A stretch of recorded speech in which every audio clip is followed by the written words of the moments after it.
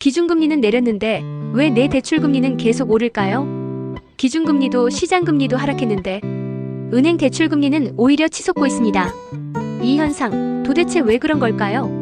최근 한국은행이 발표한 자료에 따르면 7월 기준 예금은행의 주택담보대출 금리는 오히려 오르고 있는 것으로 나타났습니다.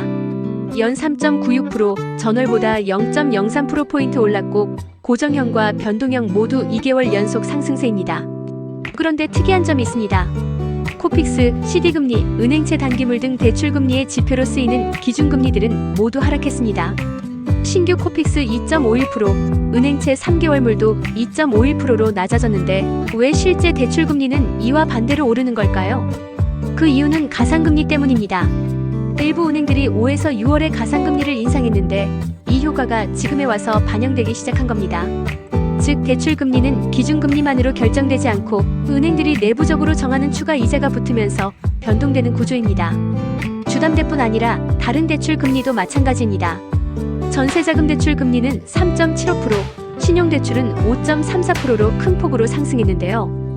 신용대출의 경우는 8개월 만에 다시 상승세로 돌아섰습니다. 다만 한국은행은 실제 차주들이 부담하는 금리는 아니라고 선을 그었죠. 왜냐하면 6월 27일 정부가 신용대출 한도를 연소득 이내로 제한하는 규제를 내놨기 때문입니다. 이로 인해 낮은 금리로 대출을 받던 고신용자 비중이 줄면서 전체 평균금리는 올라간 걸로 보이는 착시 현상이 있다는 거죠. 한편 기업 대출 금리는 소폭 하락했습니다.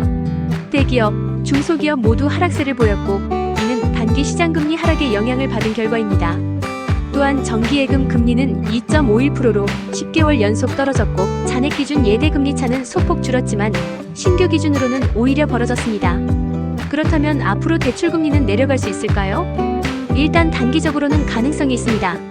8월 들어 은행채 5년물 금리가 더 낮아졌기 때문이죠.